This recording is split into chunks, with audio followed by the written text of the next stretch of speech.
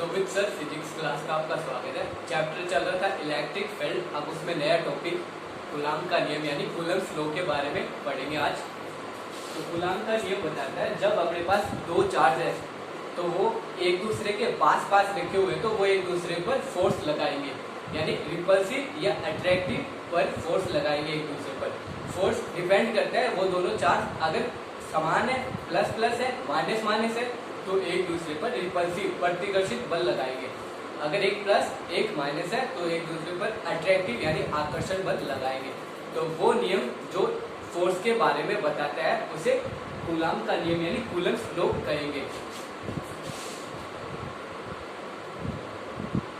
ये Q1 charge है, इससे r डिस्टेंस पर दूसरा चार्ज है जो Q2 है। अब ये दोनों एक दूसरे के पास पास रखे हुए तो एक दूसरे पे फोर्स लगाएंगे। अगर ये प्लस चार्ज है और ये भी प्लस है तो फोर्स की डायरेक्शन होगी टुवर्ड्स आउटसाइड यानी बाहर की तरफ, क्योंकि प्रतिकर्षित बल लगाएंगे। क्योंकि एक प्लस दूसरे प्लस को रिपल्सिव फोर्स लगाता है, प्रतिकर्षित बल। अगर ये माइनस है तो इसकी डायरेक्शन, फोर्स की डायरेक्शन अंदर की तरफ होगी, यानी ये इसको अट्रैक्ट करेगा। क्यों? क्योंकि प्लस चार्ज से पता है फील्ड लाइन बाहर की तरफ निकलती है इस तरह से, और जो माइनस चार्ज होता है उसमें फील्ड लाइन अंदर की तरफ आती है।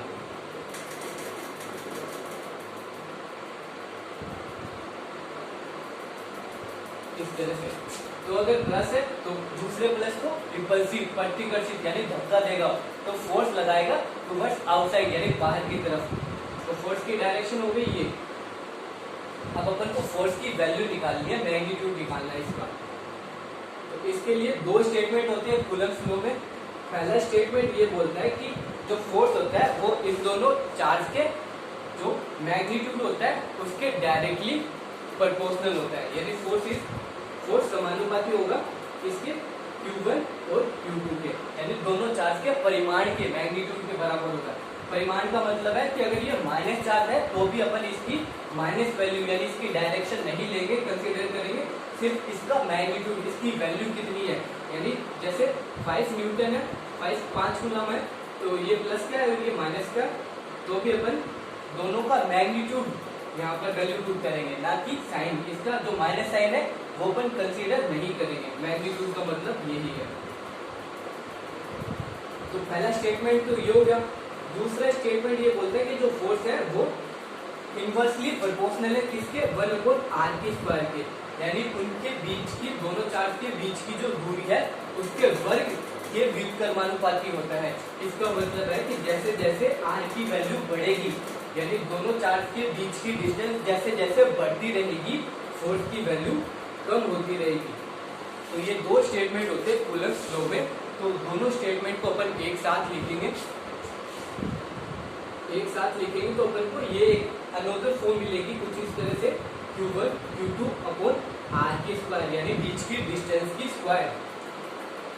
अब ये जो प्रोपोर्शनलिटी का साइन होता है इसे इक्वलिटी साइन यानी बराबर के साइन में लाने के लिए अपन को एक कांस्टेंट की वैल्यू इसमें रखनी पड़ेगी, पुट करनी पड़ेगी। तो कांस्टेंट अपन ने मान लिया ये प्रैक्टिकल वैल्यू है जिसकी वैल्यू होती है 1/4πε0 से, यानी अपन ने कांस्टेंट की वैल्यू मान ली ये, इसकी वैल्यू होती है 1/4πε0। पुट कर दी कांस्टेंट की वैल्यू, तो अपन को अनदर फॉर्म कुछ इस तरह से मिली और k की वैल्यू रखते हैं। F equal to 1/4πε0 Q1 Q2 upon r²। तो ये अपन को फोर्स की वैल्यू मिल गई। अब ε0 क्या है? ये है निर्वात की विद्युतशीलता जिसकी वैल्यू होती है 8.85 × 10⁻⁻12। और इसकी यूनिट निकालेंगे अपन, अभी देखते हैं यूनिट निकालना भी अपन सीखेंगे। इसकी यूनिट होती है coulomb square upon newton metre square. ये जो होता है कांस्टेंट है इसकी वैल्यू, इसकी यूनिट भी निकालेंगे अपन। अब k की यूनिट अपन को निकालनी है तो उसके लिए अपन क्या करेंगे, F यानी न्यूटन, ये है Q1 Q2 यानी कूलम, इनकी यूनिट होती है कूलम, S फोर्स की यूनिट होती है न्यूटन। ये है आर की स्क्वायर यानी डिस्टेंस की यूनिट होती है मीटर की स्क्वायर। इनको क्रॉस मल्टीप्लाई करके अपन के की यूनिट निकालेंगे तो अपन को मिलेगी के की जो वैल्यू होती है वो होती है 9 इंटू 10 की पावर 9 न्यूटन मीटर स्क्वायर पर कूलम की स्क्वायर। अब इसकी यूनिट कैसे निकालते हैं वो अपन देखेंगे।